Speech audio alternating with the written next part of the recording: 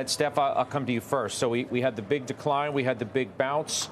Goldman's Tony Pasquarello says when down 3% constitutes the worst week in 7 months. You know the getting has been very good, and some consolidation was perhaps to be expected.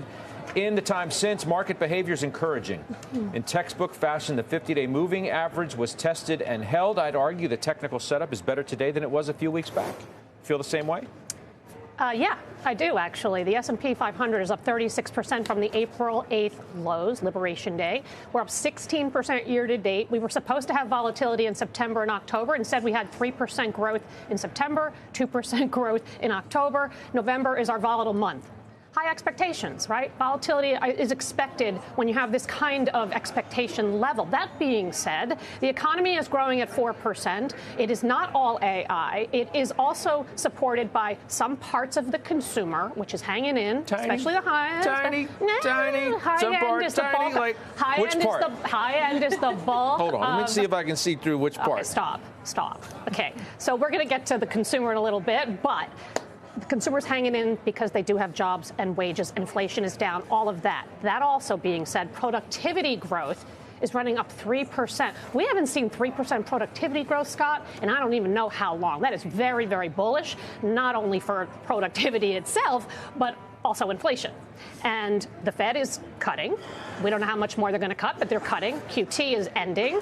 Earnings are growing 12.3%. Historical average is 5%. Revenues are growing 8%. Historical average is 5%. So things are pretty good. We should be up this much. We should have rallied from the lows. But I think seasonality plays a very big, important part right now. Between now and the end of the year, on average, fourth quarter grows 8.5% cumulatively. You want to be long. You want to be buying the dips. And that's what I was doing last week. All right.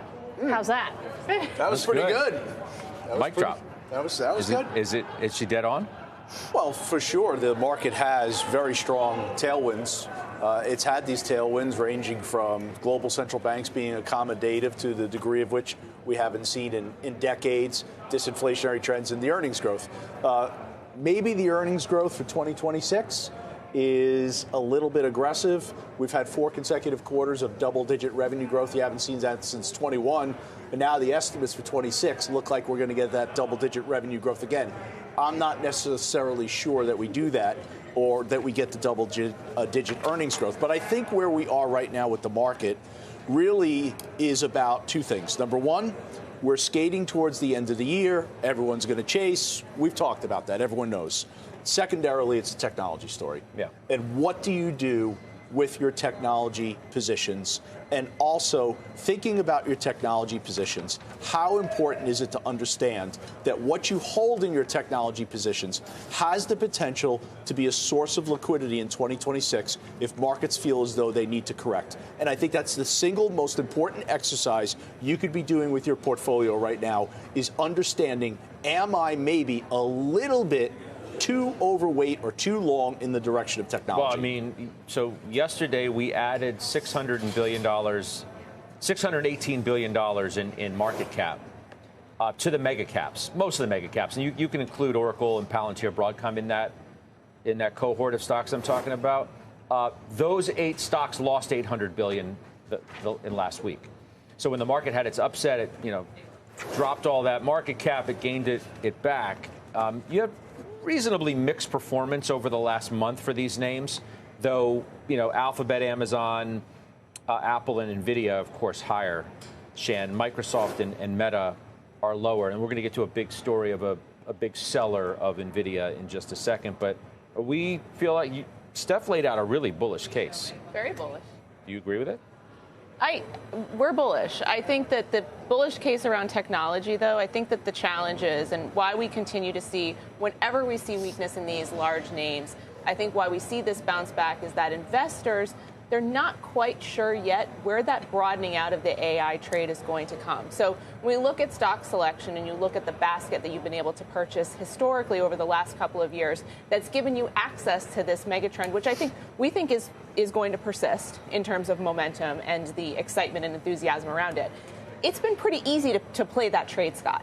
I think what becomes much more difficult is if you're calling for this broadening out into other industries and sectors, if you're looking at areas like financials, industrials, healthcare, which we're going to talk about, if you're thinking about the companies that are going to be able to implement this innovation, deliver productivity, not just deliver productivity, but deliver growth because of the creative use of technology in their business, it becomes a lot more difficult to find those names in these sectors. And so I think whenever we get a pullback, Scott, the challenge is, to Joe's point, where do I want to put that liquidity? Where do I want to take it out of these names and put it into? It's a much more difficult decision, and I think that's why we still have investors going back to the same till. That's right. Because this has been an easier trade. That is, Josh, when you lose $800 billion in market cap in these names, the trend is still very much with these stocks, and that's why you add more than $600 billion back. NVIDIA yesterday, the best day since April 9th. Alphabet, best day since September 15th. Palantir, best day since April 9th as well. Any big drawdown in these names, and you can put big in quotes, I mean, you can quantify what you think that is going to be bought. We've seen it time and time and time again. Yes. What's different now is that the market is separating the companies whose AI CapEx strategy is explicable from those where it's a little bit murkier how this is all going to pay off. And last week, we spent a little bit of time on the show talking about that dichotomy between Alphabet and Microsoft and Amazon now, where there is a concrete understanding of hyperscaler spend and the payback that you're getting on the other side from the enterprise customer versus a Meta, which I know we just talked about, where people aren't quite sure where that payback's going to be. They sort of understand that the Reels product and some of their ad units are becoming more and more efficient, and that's great. But like the overarching strategy is just less obvious or maybe now in doubt. And so it gets a little bit tougher. And I think in the case of the NVIDIAs, the Microsofts, like we all sort of understand, okay, this is the opportunity and this is why there's future earnings attached to it. So that's one component of this, and I think it's really important. The second component of this, and when we think about that broadening, it's either AI or not. It almost doesn't matter. You're going to see this continued melt up. You will see the CapEx darlings continue to work, but you're also going to see things that really we don't talk about on a daily basis. But like I'm looking at my best stocks in the market list right now. I have Estee Lauder on my list. Their AI strategy is non-existent. It's not important. This is a stock that's growing earnings. You look at Amgen, you look at CVS Health, Archer Daniels Midland, Rocket Companies, which I'm long, 3M, which I'm long. These names, they're not AI trade. We're in a bull market, and there are just so many different ways to play. Of note, the commodities trade is starting to have a resurgence. Look at Anglo Gold Ashanti, which we talked about as a buy on the dip candidate. Take a look at the energy stocks. ExxonMobil got kicked off the list in September. Looks like it's about to pop back on. Phillips 66, which I'm long. That stock's breaking out as we speak. So it's not AI or not AI, and there's only one thing worth doing. There are a lot of stocks in uptrends with great technical setups, and I think the most important thing is not doubling down on the names that are falling apart, the DraftKings of the world. I think it's really important that we're using stops and we're riding the best stocks in the market, and we get into this year-end melt-up period. They should continue to work.